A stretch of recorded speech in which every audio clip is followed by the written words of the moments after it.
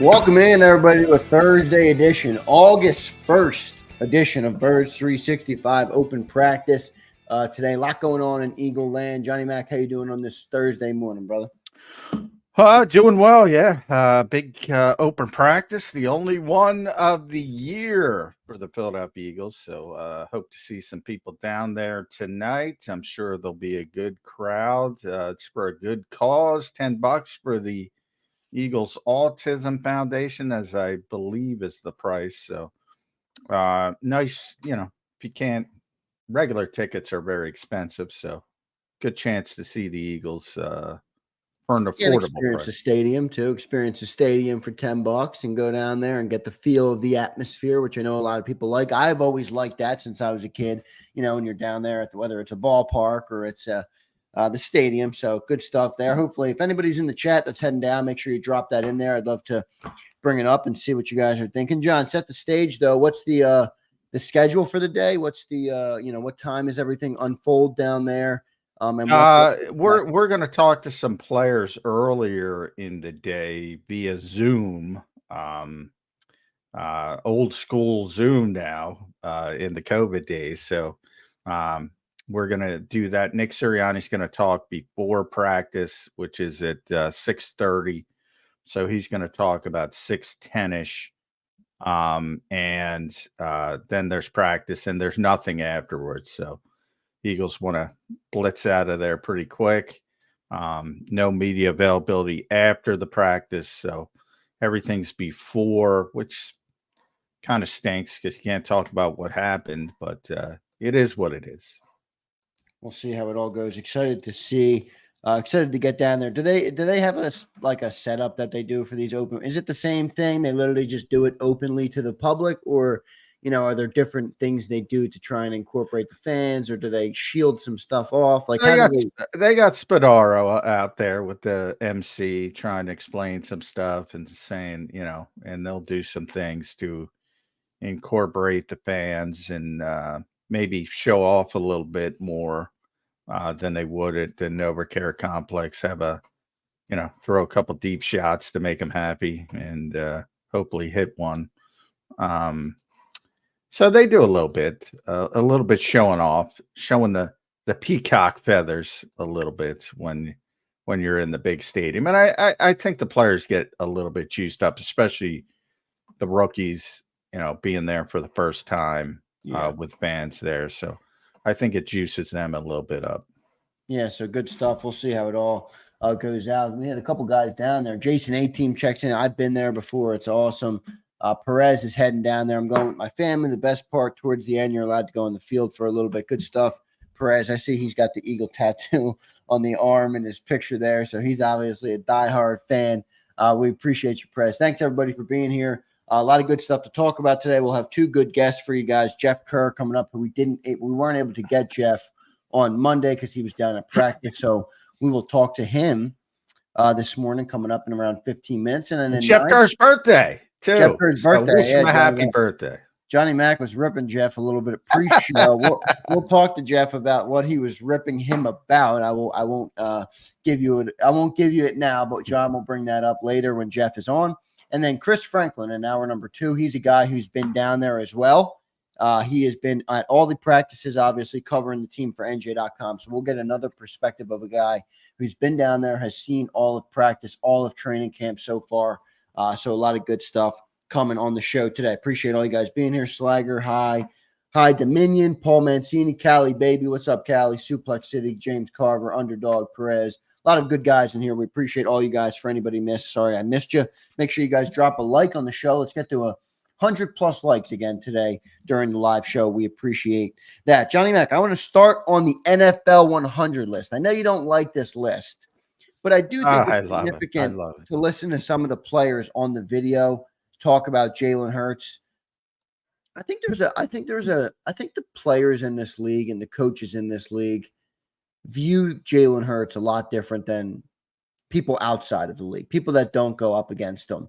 And I thought it was interesting to listen to him. I know the list doesn't mean all that much. I think 15 is a pretty good ranking for Jalen Hurts, but he came in at 15 overall, above Dak Prescott, above all the other NFC East quarterbacks. Is that fair to say? You think that the players who play against Jalen Hurts? Yeah, definitely. I mean, players, I always say players lean towards the athleticism part of it, and he's a pain in the ass to deal with it. So from their perspective, yeah, you're definitely right. They're gonna lean more towards um, respecting Jalen Hurts than fans, or yeah, at least outside fans of Philadelphia and certain media people, because he's difficult to deal with. And those are, I always talk about, when you talk to players, there's certain guys they're in awe of, and they're always the high level athletes and or guys who are difficult to deal with. And Jalen Hurts is sort of a combination of both. I'm a little bit surprised how high he is on the list, even with that, to be honest. But that's not a bad thing. That's a good thing. Um, like he's not the best player on this team. I mean, that's silly. But all these lists are silly. So, but good or bad, I say the same thing. When it's a bad list, I say the same thing.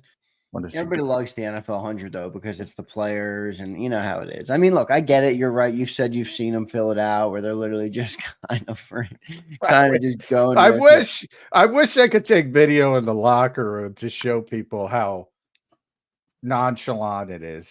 Nobody's putting in voluminous film study and filling out this form. They're basically putting a bunch of teammates down and a couple other players who maybe gave them a couple difficulties during the game that season. So, some guys take it more seriously than others, but nobody takes it, home as homework and comes back with a well thought out list.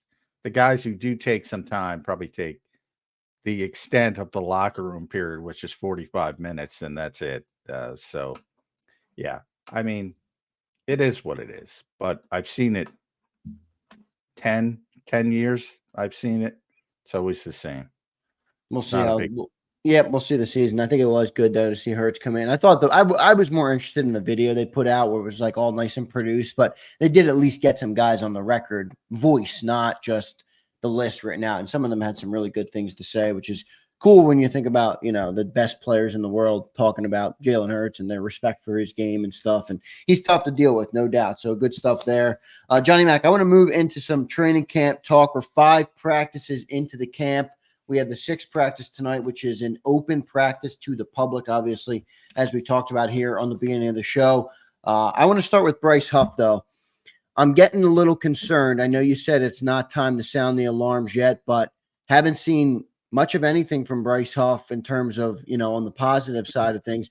The only talk, John, we've had of Bryce Huff so far in this training camp is Vic Fangio basically telling us he can't be a 3-down Yeah, guy. big sound and I alarm. know I'm not ready to sound the Yeah. alarms either, but when you hear that and you don't hear that he's making plays out there, like you're hearing Nolan Smith and Jordan Davis and a lot of these other guys are looking good or at least making an impact on the practice. Reason to be concerned with the new $51 million man here in Philly? No, I don't think so. Not yet. But there's a lot of pressure on him. There's no question about it. I'm not concerned because I think, and Vic kind of explained, we know the floor is he's going to be a really good pass rusher. And, then can he handle the other stuff? And to be honest, I'm not really that concerned about it. Hassan Reddick wasn't a great edge setter. Certainly wasn't a good player in coverage. People lost their mind anytime he dropped into coverage. So as long as he can rush the passer, that's why I'm not concerned. Do you have to? Is it going to bite you in the butt a few times? The other stuff, sure, but if you can generate 15 sacks, and I think Bryce Huff can, I don't think anybody's going to care. Everybody's got flaws. Nobody's perfect. And as long as he can do what he's getting paid to do, I'm fine with it. And I think he's going to be able to do that. I've seen no evidence to suggest that this guy is just, coasting off. The Jets have a very talented defense. I've mentioned that pretty consistently. But his pressure numbers were off the chart for everybody, with the exception of the, Micah Parsons of the world. That's not changing. He's relentless. He's tough to deal with from a perspective of opposing offensive tackles. I'm not that concerned at all. But it depends, like what they signed him to be, because when you hear Vic Fangio talk, it was almost like he was coaching him up to be that 3-down back. Now, if they or 3-down player. Now, if they signed him to be a pass rusher and that's it, then I think where you put that number was right on the numbers. If he's going to be a pass rusher and that's it, you got to go and get 15 sacks out of him. For the that's what Vic said is his floor. He knows that, and from Vic's perspective, he wants to get everybody up to be a well-rounded player. That's his job.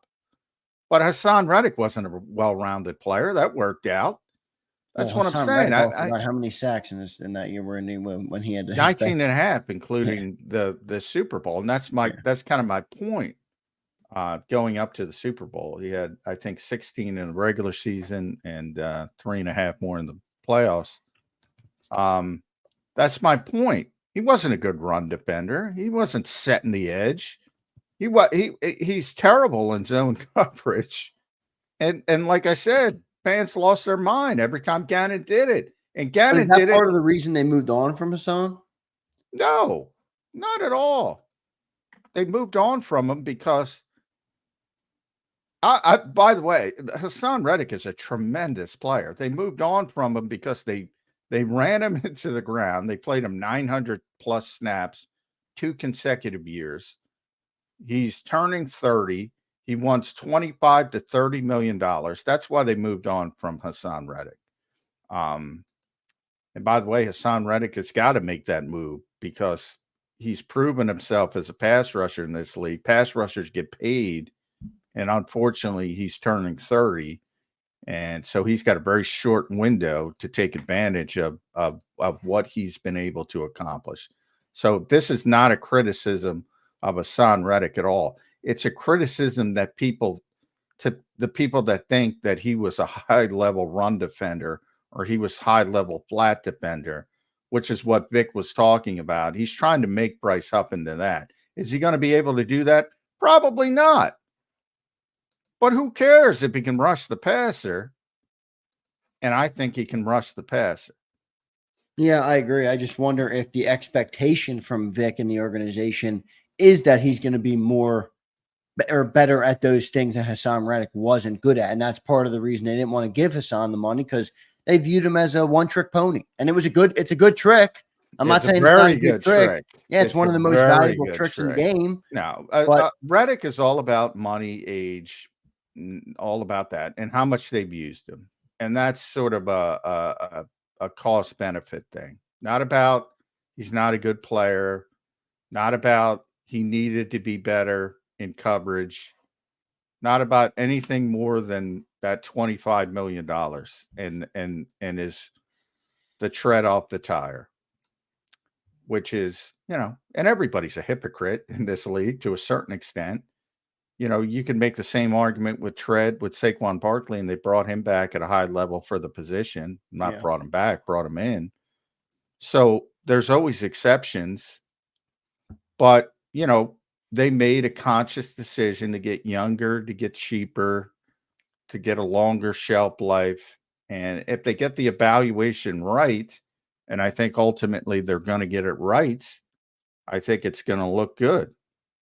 But we'll see. I can't picture this guy, if he's healthy, not getting double-digit sacks. I can't even picture that. Does he at least look good in that regard in practice in terms of getting after the quarterback or at least rushing, coming off the edge quickly? Well, not necessarily. Hasn't been great, but you have to realize, and BLG brought this up, when Lane and Jordan are out there, especially Lane, I mean, you're not basing Lane Johnson every week. I know. And so you know, that's going to get him better and better and better. Yeah, it's like And Quinyon he's going up against mainly, AJ Brown. It's the same concept where you go up yeah, against a player of that caliber. Quinyon's not going to cover an AJ Brown caliber receiver every exactly. week. And Yeah, that's why Bick's got him out there trying to cover him. yeah, it makes sense. And you know, he lines up, he flips, he'll go to the right side as well, but mainly he's on lane side. And you know, that's just going to make him better. And that's the thing. I think it's sort of like the comic criticism of, oh, but they don't do it against good quarterbacks. You know, yeah, no, duh. It's difficult. It's more difficult to stop good quarterbacks than bad quarterbacks. It's more difficult to stop Patrick Mahomes. So when you hear the Eagles going 14-3, but they didn't beat anybody because they can't beat Patrick Mahomes in the Super Bowl, you know, that's some kind of lack of accomplishment. Yeah, when you play great players, when you play all-pro players, when you play potential Hall of Fame players, guess what? You're not going to be as good when you play a run-of-the-mill right tackle. And there he might get 3 sacks against the run-of-the-mill right tackle. And, yeah, he might get shut out if he's playing a Lane Johnson type or if he's going against Trent Yeah, Williams well, on I the don't other expect him to side. have multiple sacks every single game or even 1 sack every single Well, game. that's the whole Yeah, point. People yeah. look at the number at the end. That's how you get stats in this league. You beat up on the guys who are bad, and you try to hold your own against guys that are good. Yeah, I That's also why I'm think not a Bryce. big stats guy. I don't care. Yeah, there's so much context to him. You're right. That is left out when you look at stats. But I also think it's worth noting, there's a lot of dudes that block on that defensive line, which is going to create more lanes for Bryce Huff to get to the quarterback. I mean, you're either going to take away Bryce Huff and leave Jalen Carter one-on-one, who's out there sloshing and tossing around 360-pound Mekhi Becton with one arm, and Jordan Davis. So I do think that the defensive line is set up. Here's a good comment, though, John. I want to go to one of our guys in the chat here, get your take on this. Bob Brown, one of our best commenters. Bob, thanks for being here this morning, man. We appreciate you. Xander, if Huff is not a 3-down player, it would be like signing a closer when you don't have the staff that will get you to him. This D-line still has questions. It might be a luxury when we needed more. I think that's a fair take, considering, How is it a luxury when he's your top pass rusher? Well, I It's think not a what he's saying is luxury. the D-line has a lot of questions on all the other stuff. You might need a guy that's a 3-down player. You had Fletcher Cox in the past. You had Javon Hargrave that year that Hassan Reddick was your closer. There's more questions on the D-line this year. They With have the younger Jalen players. Carter, Jordan Davis. They could arguably be better at defensive tackle. Arguably, but it is potential. It's not proven It yet. is, sure. And Milton Williams on a contract year, I'm very excited to see how he handles that, because obviously he's going to have a fire lit under him. And I wouldn't be they haven't surprised. gotten that deal done with Milton Williams. I think it's coming. Well, I think part of it is it's difficult because Milton does want to bet on himself and does know he can make a lot more money. But do you think Howie's going to let him do that? Like Howie might be like, all right, if you want to bet on yourself, that's fine. I've But I'm already not going heard to give you the huge money. Yeah. They've tried to get something done, but they're probably trying to lowball him. And if Milton's agent is giving him, I said the same thing with Devontae Smith and AJ Brown. I said the same thing. You guys, their agents, and I'm sure they did, should have told him, if you wait, you're going to make a lot more money.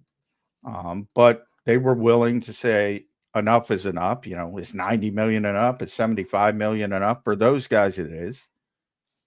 With Milton, though, it's a much lesser number. He's got a chance to make a big jump. So that's why it's a little bit more difficult. And we'll see if it shakes out. But I said, hey, the defensive front group, because I include the edge rushers and the interior guys, it's been the deepest position on this team so far. And Brandon agreed with me. BLG agreed with me. I didn't tell him that beforehand. I said, right. It's the deepest group on this team. So it's still good. It's never good when you lose a player like Fletcher Cox, but we're talking the edge here with Bryce Huff, and Nolan Smith has got to step up. And I'm not saying he doesn't. And I think Josh Sweat's going to have a better season. It's going to come down to Nolan with those guys because, I mean, if Nolan can't take significant snaps, then Josh Sweat's going to be getting a ton of snaps again. So it's kind of on Nolan. And that's a little bit. Nolan, Nolan's got to step up. There's no question about it. Yeah. But I'm not even saying he has to be a huge impact, but he has to be able to play meaningful snaps so that Josh Sweat can get back to 600 snaps and be effective in those 600 versus last year he played 850 or whatever it was and was largely ineffective toward the end of the year. Yeah. And so was everybody, by the way. But yeah, not just Josh, no question. But I can't call your best pass rusher a luxury. That's all I'm saying. I mean, he's their best pass rusher. And, if I'm wrong, I'm wrong. But I can't even picture this guy not getting 10 sacks. And I get part of it is, look, the Giants guys, Saquon and Paris get all the Giants supporting cast is so terrible. And people think the Jets are terrible, but they're not terrible defensively. They weren't last year. They won't be terrible offensively this year either if Aaron Rodgers stays healthy. But they have a very gifted defense. So he doesn't have that supporting cast crutch to lean on because he had a very good supporting cast. He had a more talented supporting cast last year than I'll have this year overall. When you talk about all three levels. Yeah. But I don't think he's a product of those other guys. And put on the Jets game when they upset the Eagles and watch him play because he gave the Eagles fits. Yeah, he did. Fits. And he is just a really good pass rusher. And I think people when they see it, they're going to be happy. But until they see it, they're going to have questions. We'll see how it plays out. Hopefully, Bryce Huff has a big role. Let's go to our super chat before I see Jeff Kerr.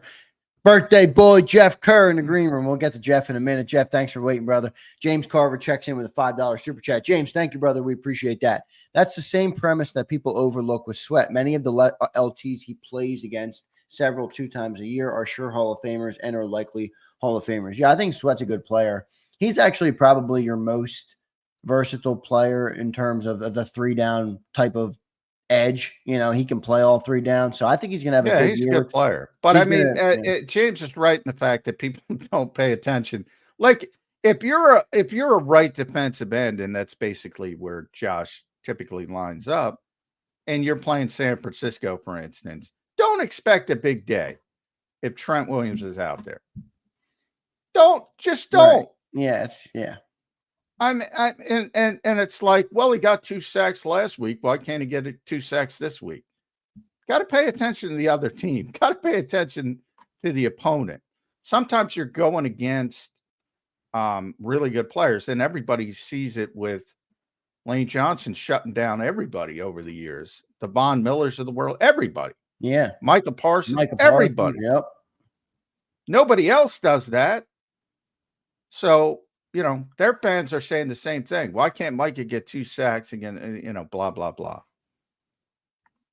Opponents matter. And when you're playing, it's more typical. It's most obvious at quarterback. Yeah. To me, that's the dumbest thing ever. Well, they haven't beaten a good quarterback or they haven't done this against Patrick Mahomes. Yeah, it's difficult to play him. It's more difficult to play him than Tommy DeVito. It's common sense. Good stuff from John McMullen there. We'll get to our first commercial break.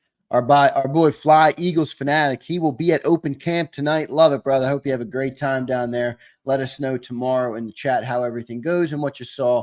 I'll be looking for your comments on the channel. So good stuff, brother. Hope you have a great time. Stay safe down there in the city. Let's get to our first commercial break. A lot of good viewership in here this morning. Appreciate you all being here. Make sure you guys drop a like on the show. Jeff Kerr coming up next here on Birds 365. Stay tuned, everybody.